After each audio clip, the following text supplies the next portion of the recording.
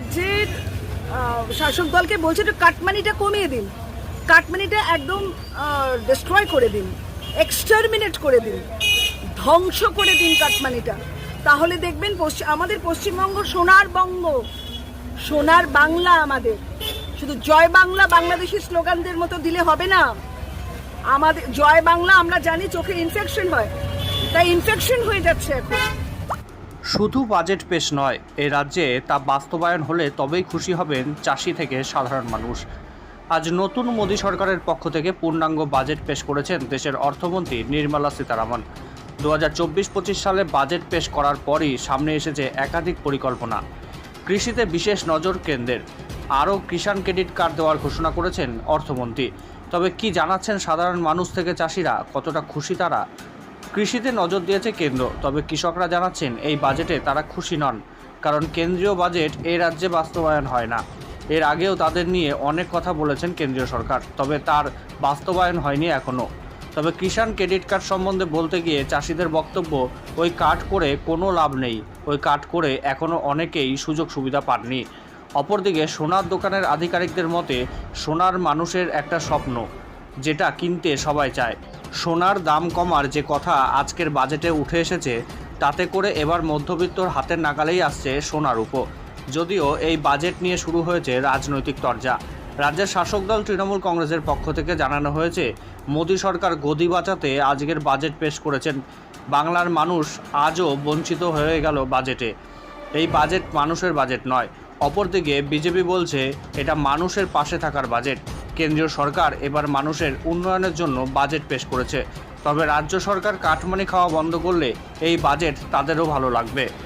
সাধারণ মানুষের জন্য সেরকম কোনো উপকৃত কাজ আমরা দেখতে পাচ্ছি না। কিন্তু দেখা গেছে কৃষকদের উপর কিন্তু অনেকটাই কিন্তু আস্থা রেখেছে কেন্দ্র সরকার। কৃষকদের উপরে আস্থা রেখেছে, কিন্তু যে জিনিসের উপর আস্থা রেখে সেগুলো যে কৃষক খুব একটা উপকৃত হবে আমার মনে হয় না। অনেক কিছু কিন্তু ছাড়ও দেওয়া হয়েছে। ছাড় দিয়েছে, সেই ছাড়টা কিভাবে আমরা পাবো সেটারও বোঝার ব্যাপার আছে। মানে বলতে চাইলে বাস্তবায়িত নাও হতে পারে। নাও হতে পারে। আপনারা কি চাইছেন?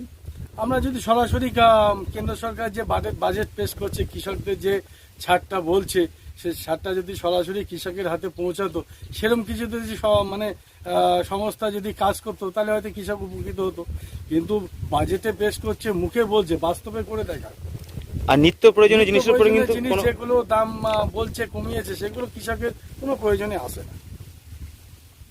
কৃষকের সারের ভর্তুকিটা, সারের পর যদি দাম কমায় কৃষক উপকৃত হবে। এই যে জমি রেজিস্ট্রি যে খরচাটা বেড়ে যাচ্ছে, এই সমস্ত কিছু কিছু ব্যাপারগুলো কৃষকের দিকে দেখলে ভালো হয়। আর যখন প্রাকৃতিক দুর্যোগ আসে তখন তো অনেক সমস্যা হয়, সমস্যা হয়, অনেক ক্ষয়ক্ষতি হয়। ক্ষয়ক্ষতির তো কিছুই পাওয়া যাচ্ছে না, ক্ষয়ক্ষতিগুলো তো আমরা কিছু পাচ্ছি না। মানে এই বাজেট পেশে কি আপনারা খুশি? আমরা খুব একটা খুশি না। কেন? চাষি মহল খুব একটা খুশি নয়। কেন? আমরা তো দেখতে পাচ্ছি না যে চাষির জন্য করবে, কোন জায়গাটায় করে দেবে, কিভাবে আমাদের দেবে। আমরা তো সেরকম কিছু দেখতে পাচ্ছি না। অবশ্যই দেখুন, এখন যা দিনকাল পড়েছে, সেক্ষেত্রে একটা সাধারণ মানুষের প্রতি সোনা কেনাটা অ্যাসেটের মতন, ঠিক আছে? সেক্ষেত্রে যদি আজকে আমাদের সরকার বাজেটের পেশ করে অনেক কমিয়েছে, সেক্ষেত্রে অবশ্যই অনেক সকল মধ্যবিত্ত যারা আমাদের ভাই বোনেরা আছে অবশ্যই সুবিধা হবে। আর আমাদের কাছে এমনিতেও কোয়ারিস আছে যে দাম কখন কমবে, দাম কখন কমবে। মানুষ তখন রেডি আছে যে কখন একটু দাম কমবে, একটু নিজেদের পছন্দের মতো জিনিসগুলো নেবে, কম ওয়েটে, নিজেদের বাজেটের মধ্যে, তাদেরও একটা ফাইন্যান্সিয়াল সব দিক থেকে যেন স্টেবল থাকে।